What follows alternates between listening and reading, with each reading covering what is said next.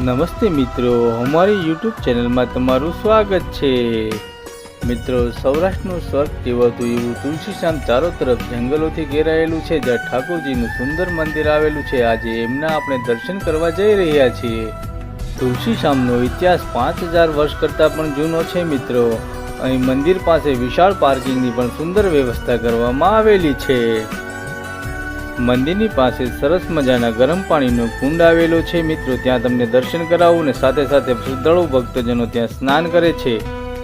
અહીં એક બાજુ ભાઈઓ આ કુંડમાં સ્નાન કરે છે અને દિવાલની ઓલી સાઈડ બહેનો પણ સ્નાન કરે છે આ ગરમ પાણીના કુંડમાં।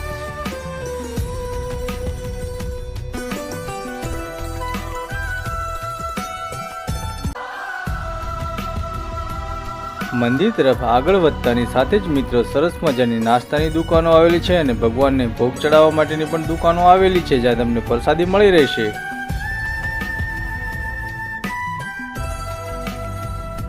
આ છે મિત્રો મંદિરનો મુખ્ય ગેટ।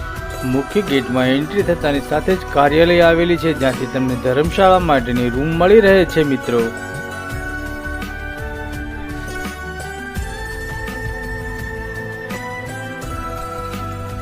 મિત્રો, તમે અમારી ચેનલ પર નવા હો તો ચેનલને સબસ્ક્રાઇબ કરવાનું, લાઇક કરવાનું અને બેલ આઇકન દબાવવાનું નહીં ભૂલતા મિત્રો, એટલે અમારા નવા વિડીયોના નોટિફિકેશન તમને મળતા રહે।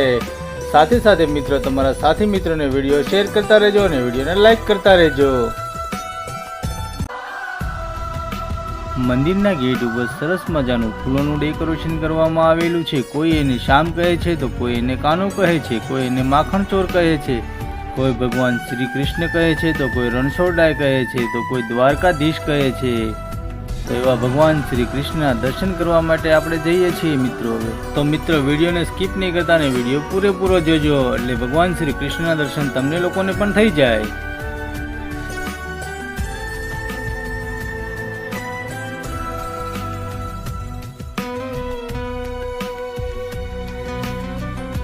મંદિરના પરિસરમાં પણ એકદમ વિશાળ જગ્યા છે, જ્યાં સાધુ મહંતોની સમાધિઓ પણ આવેલી છે અને ભગવાન શ્રી કૃષ્ણનું સુંદર વચ્ચે મંદિર આવેલું છે।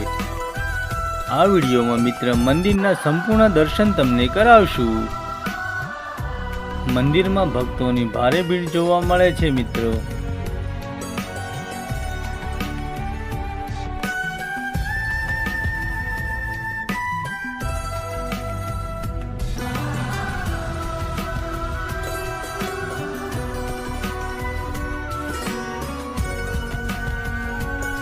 મિત્રો, અમારો આ વિડીયો તમને પસંદ આવ્યો હોય તો તમારા સાથી મિત્રોને વિડીયો શેર કરતા રહેજો, એમને પણ સનાતન ધર્મના મંદિર વિશે જાણકારી મળતી રહે।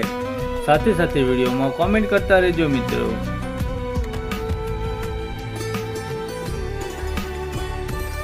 અહીં મિત્રો એક સુંદર મજાનું શિવાલય આવેલું છે, કાળ મેઘનાથ મહાદેવ મંદિર। તો તેમના પણ સાથે સાથે મિત્રો દર્શન કરી લઈએ આપણે।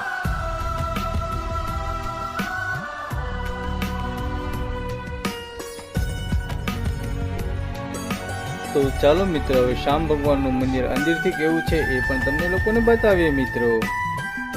કુદરતના સાનિધ્યમાં આવેલું અને કુદરતી ફૂલોથી શણગારેલું શ્યામ ભગવાનનું મંદિર અતિ સુંદર લાગી રહેલું છે।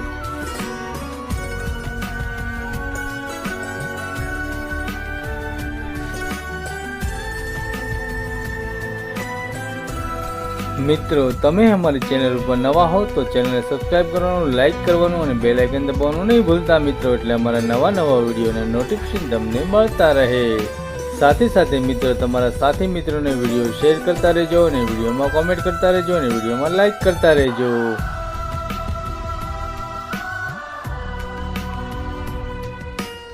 તો સૌ કોઈ મિત્રો શ્યામ ભગવાનના દર્શન કરી લેજો અને જીવનને ધન્ય બનાવજો।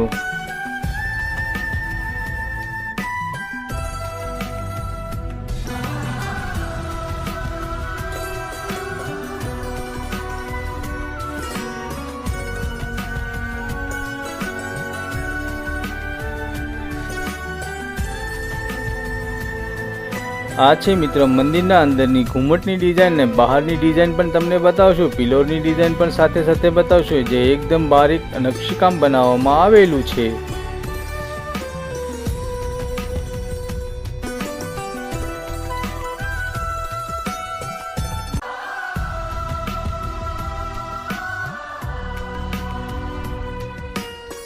તમે મિત્રો તુલસીશ્યામ શ્યામ ભગવાનના દર્શન કરવા માટે પધારી રહ્યા છો તો 6 વાગ્યા પછી મંદિરમાં આવવાની એન્ટ્રી મળતી નથી. ફોરેસ્ટ ખાતાની પરમિશન લેવી હોય તો 6 વાગ્યા પહેલાં ગેટે પહોંચી જવું પડે છે.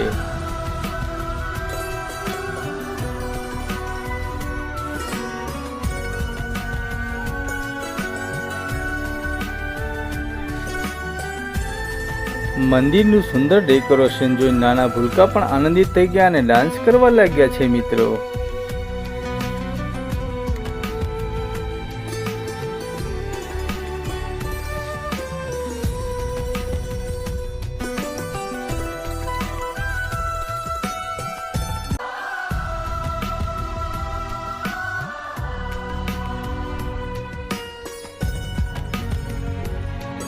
તો ચાલો મિત્રો હવે આપણે સીતારામદાસ બાપુની સમાધિના દર્શન પણ કરી લઈએ સાથે સાથે.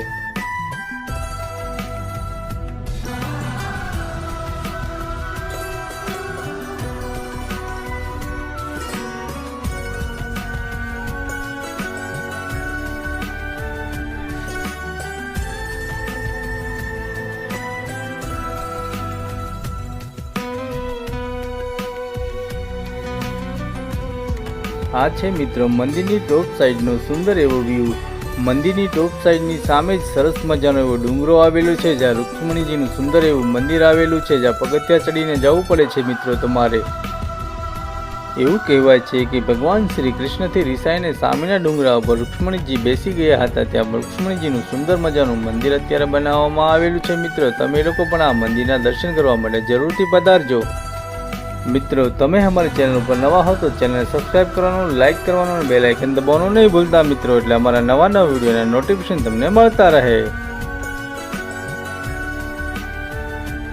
મંદિરના સામેની સાઈડ સરસ મજાની ધર્મશાળાઓ છે, પણ સાથે સાથે રુક્ષ્મણજીના મંદિરે જવાનો રસ્તો પણ ત્યાંથી જ આવેલો છે મિત્રો. મિત્રો અમારો વિડીયો તમને પસંદ આવ્યો તો તમારા સાથી મિત્રોને વિડીયો શેર કરતા રહેજો અને વિડીયોને કોમેન્ટ કરતા રહેજો. તમારા સાથી મિત્રોને પણ સનાતન ધર્મના મંદિર વિશે જાણકારી મળતી રહે. Thank you for watching video.